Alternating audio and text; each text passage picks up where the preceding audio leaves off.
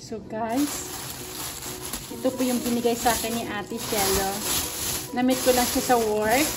Kumakain sila ng asawa niya. Meron siya binigay sa akin gulay. Ano to? Sili. Tanim niya po. Tapos, ano ito? Ano ba? Oh my God, ang dami kong ampalaya. See, ang daming ampalaya.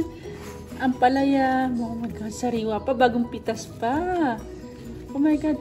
Kahapon kasi day off ko. Sabi niya kasi pumunta sila, wala ako. So, inuwi niya uli. So, kanina, kanina may work ako. So, sabi niya, i-send ko sa'yo yung address. Punta ka ng bahay. Kunin mo yung gulay. Bali, parang 4 days, nakilala ko siya Saturday. Tapos, di ko alam ano to, para sa anong gulay ito. Kilala niyo po ba? Anong gulay ito? Para, di ko alam.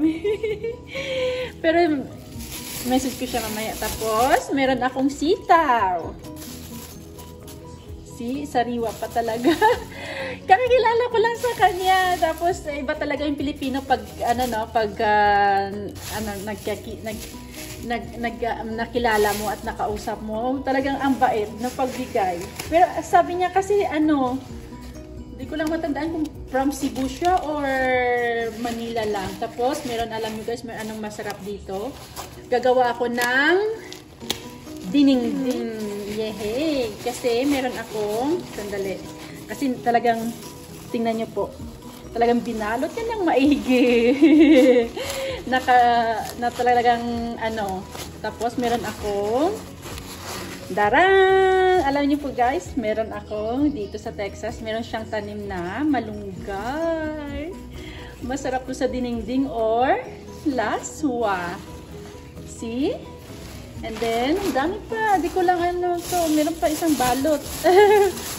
Tapos meron pa akong ampalaya uli. Paano ko ba? Maginisang ampalaya ako kasi sobrang dami.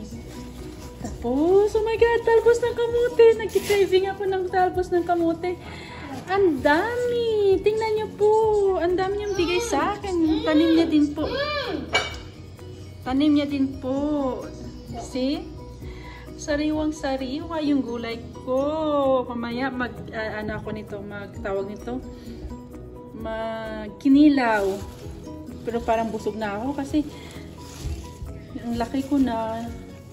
Parang yung tanghalian ko tsaka isa na lang. So bali maybe hindi ko lang alam kung hindi kasi ako nagluluto sa pagdating ko ng work eh. Paano ko ba ito gagawin? Oh my God. Thank you, Ate Cielo. Ang bait-bait na Ate Cielo. Tapos nung pumunta kami, nung kinuha ko to, nagbigay pa siya ng bilo-bilo and then cake para sa baby ko. Thank you, Ate Cielo. Kapanood mo man to, thank you. Meron akong isang sili. Gagawin ko tong ginisang ampalaya tsaka dinengdeng. Kaya lang yung isa, di ko para saluyot ba yun? Parang hindi naman saluyot. Baka ganito yung saluyot dito sa Texas. Message ko nga siya para kung yun. Kung madulas yun or baka pampaasin. Hindi ko alam. Kasi parang hindi naman familiar sa akin. Ano kayang gulay ito? Ano kaya yan? Hindi naman kulitis. Tapos ito, yung ang malunggay. Oh my God, ang mahal kaya nito dito sa bigyan niya lang sa akin. Ang laki kasi ng bahay niya. Ang laki ng bahay ni ate. Laki ng garden, ng backyard niya palito. Hindi ako nakapasok. It seems like, malaki niya. Ito. Tanungin ko siya para sa ito. Tapos ito, sitaw. Oh my God. Salamat at may gulay kami.